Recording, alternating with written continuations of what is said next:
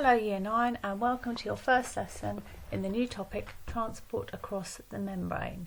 This is a biology topic and it involves both plants, animals and protists. So let's get going. First of all, we're going to have a revision lesson, making sure that we all know what a membrane is, where it's found and why organisms would need to transport across it. The first slide here has the do now. You have got two cells, one is a plant cell, one is an animal cell, and you've got a set of labels to match into the boxes. Rather than drawing the whole diagram, you could just put the position of the boxes in your book and put the words in them. You can pause the video while you do this. If you're doing it as a live lesson, the teacher should pause it now. The answers are on the next slide.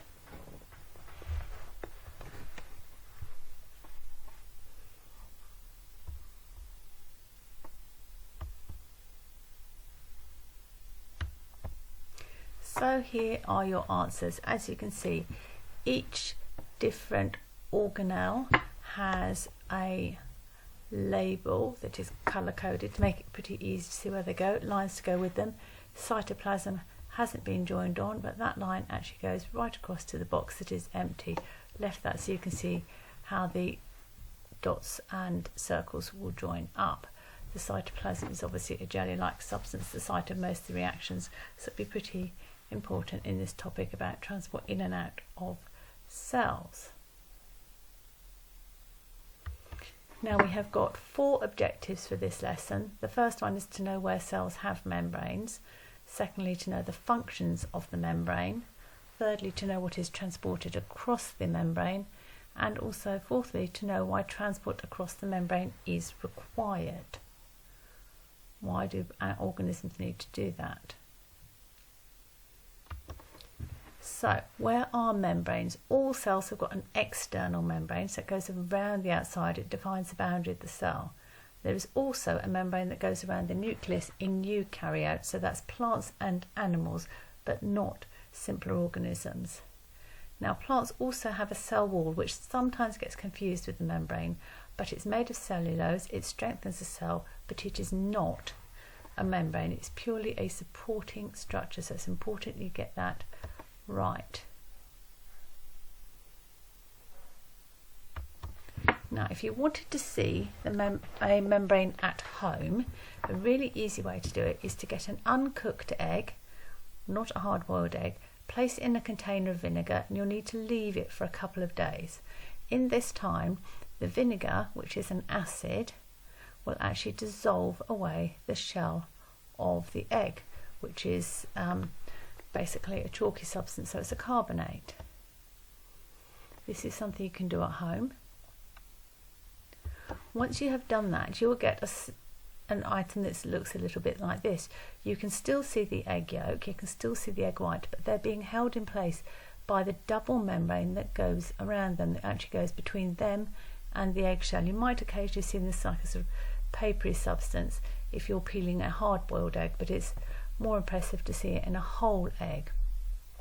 Now, this membrane is there to hold all the parts of the egg into place, so that if it does allow substances to pass through it, you have got a thinner but equally clever version of this around every single cell in your body. If you do this at home, do be aware that because the egg isn't cooked, there is a risk of having salmonella bacteria inside the raw egg, so dispose of it carefully when you're finished with it. Wash your hands and of course make sure you label it for anybody else in your family that's around to see it. So, why do cells need membranes like this? For single-celled organisms, the membrane is the boundary between the organism and the outside world, so it's the surface that meets the world for that organism, and it acts as a protection, but it also acts as a transport mechanism. For multi-celled organisms, the boundaries separate the individual functioning units, because different cells in the same organism may have different roles and they need to keep themselves separate, just like different rooms in a house, really. Now, if you want to think about a model for a membrane, I actually quite like looking at a tea bag as a model, because membranes control the movements of substances in and out of the cell. Some things can get through the membrane, some things can't.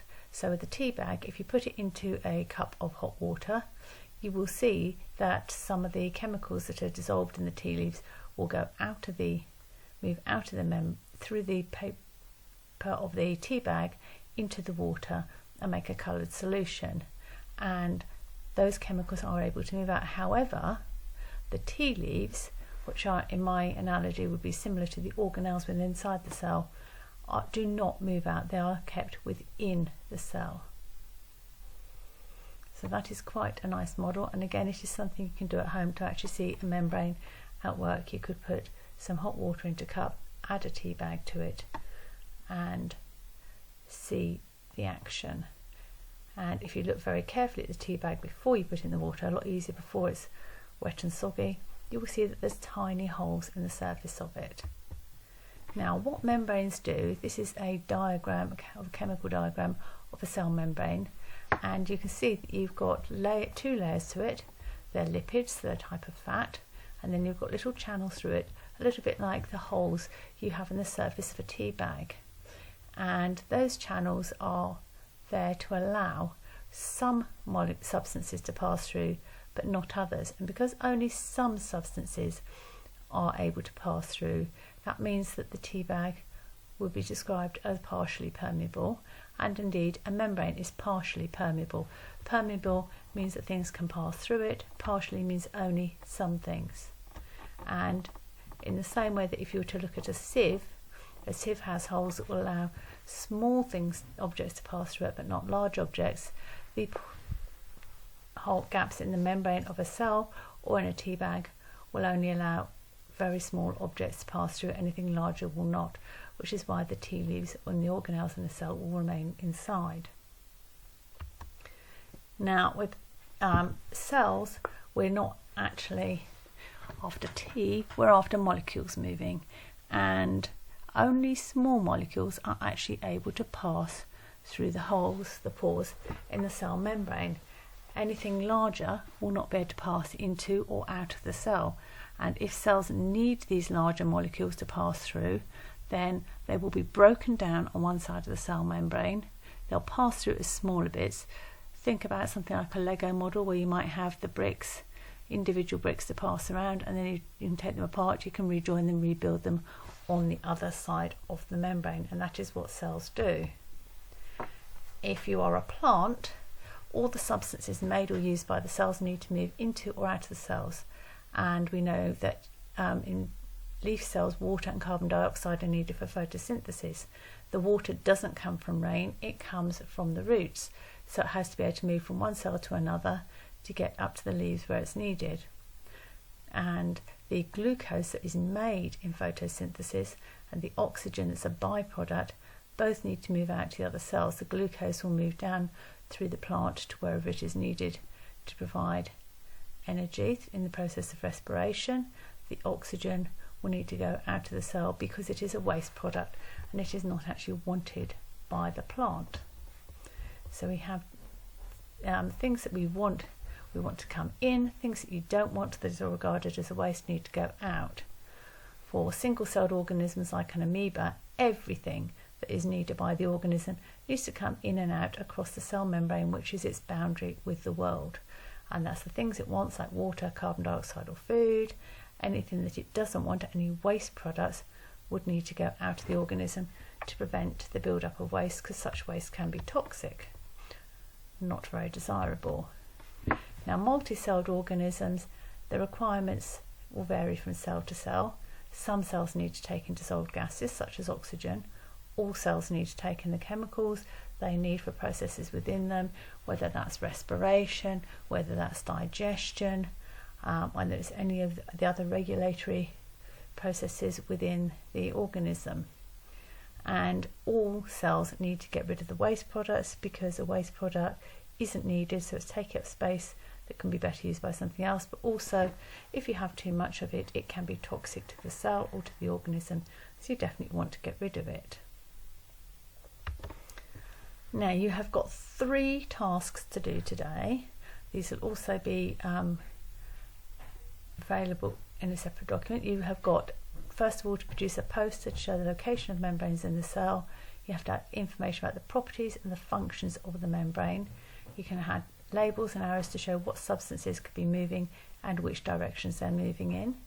If you're not very good at labelling cell organelles quickly, I'm going to give you the link here. That's an interactive, so that gives you the diagram that's at the beginning. It also gives you a timer, so you can see how quickly you can do it. Try and beat your previous time. Try to get it down to about a minute.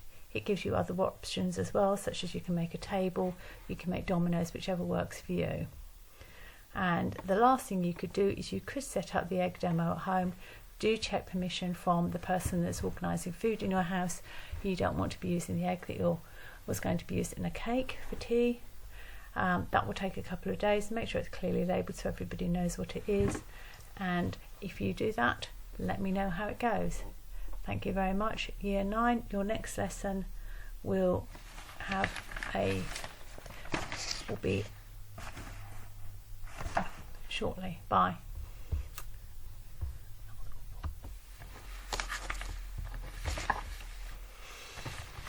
Done. Okay, should be close that down now.